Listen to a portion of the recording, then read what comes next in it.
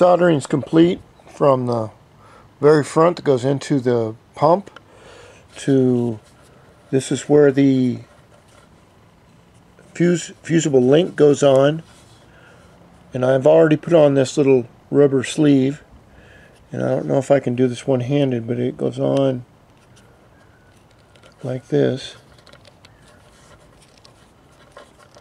and you can see where it's got extra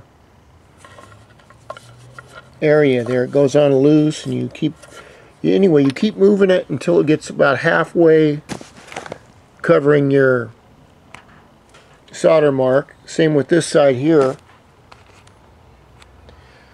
Then you get a little heat gun, or you can use a hair dryer, and this is the other side of it here.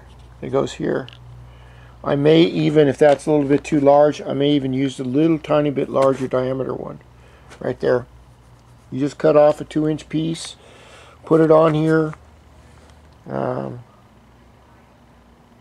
heat gun it, get it hot, and it will melt right in place.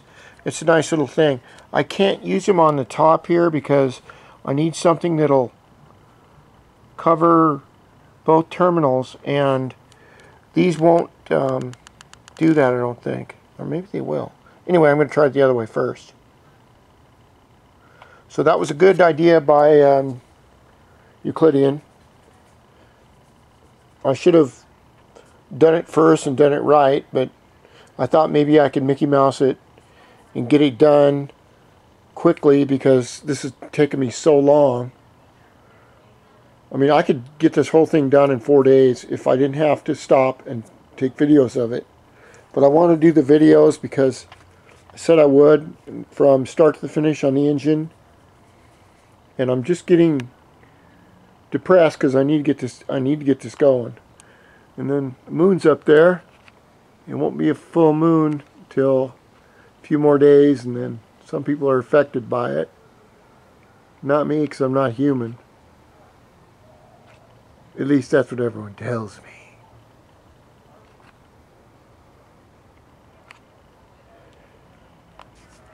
And little by little, it's getting there.